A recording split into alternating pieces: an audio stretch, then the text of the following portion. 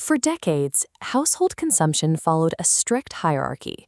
Parents held the purchasing power, and brand loyalty was passed down through generations. A family bought a certain brand of detergent or ketchup simply because it was what their parents bought. This chart illustrates the projected economic footprint of Generation Alpha, those born between 2010 and 2024.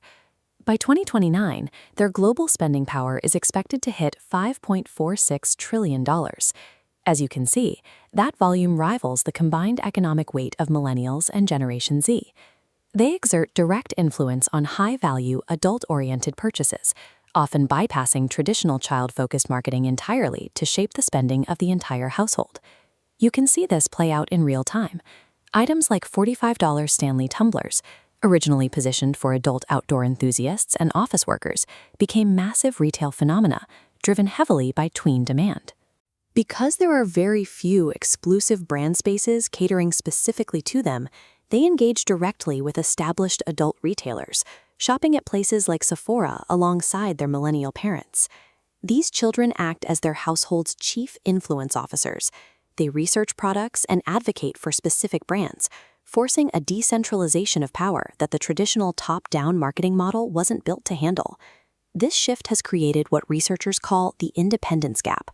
There is a massive blind spot between what parents assume their kids are doing online and the actual commercial autonomy these children exercise every day. PwC data shows 52% of kids add items to shared digital carts and 24% independently order items, outpacing parental awareness. They aren't just spending passive allowance. 86% earn their own money, funding purchases through chores, digital side hustles, and performance rewards. Having income tied to effort at such a young age creates a highly strategic consumer. This early financial autonomy permanently decentralizes economic power within the family unit. To understand how they operate, you have to look at the environment that engineered their psychology. Generation Alpha is the first cohort born entirely within the 21st century. The oldest members of this generation were born in 2010. That is the exact same year Apple launched the iPad and Instagram went live. They have never known a world without instant answers or AI assistants. On average, these children spend over 4.5 hours a day engaged in recreational screen time, making technology a constant extension of their daily lives. That high-screen environment functions as their primary product discovery engine. Instead of television commercials, their preferences are shaped by algorithmic short-form video platforms. But their heavy usage is paired with a ruthless abandonment rate.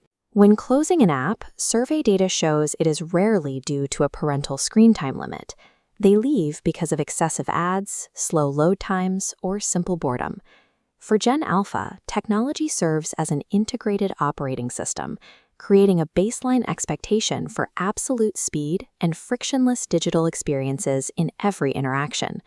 This zero-tolerance policy for friction extends to how they evaluate a company's identity. This dynamic is mapped out in what researcher Saurav Kumar calls the Gen Alpha brand loyalty theory. This diagram illustrates the core mechanism of Kumar's theory, known as self-congruity. It shows that Gen Alpha evaluates loyalty as a mirror. They will only stay loyal to a brand if it reflects their own self-image and personal values back at them. This generation views eco-conscious packaging and transparency as standard requirements. Any hint of performative activism or greenwashing triggers an immediate rejection and loss of trust. Massive legacy corporations are being forced to adapt to this model. Instead of relying on decades of brand heritage, companies like Nike are shifting their focus to verifiable sustainability initiatives to prove their utility to a highly skeptical audience. The rules of consumption have shifted. Authenticity and strict alignment with social values have replaced tradition as the primary driver of loyalty. In a few short years, these exact consumer demands are going to hit the labor market. Gen Alpha will evaluate future employers with the same ruthless criteria they currently apply to retailers. McCrindle research projects that 65% of Gen Alpha will work in jobs that do not currently exist, entering a rapidly evolving automated landscape.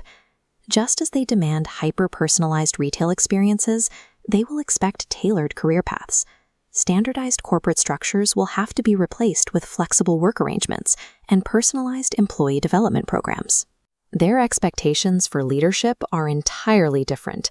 Having grown up in highly collaborative digital environments, They reject dictatorial management styles in favor of inclusive workplaces that offer robust mental health support. Corporate human resources departments that fail to align with Alpha's operating system will face the exact same instant turnover as an outdated app. Yet this extreme technological empowerment comes with a distinct vulnerability. Researchers are tracking a critical deficit in resilience among this generation.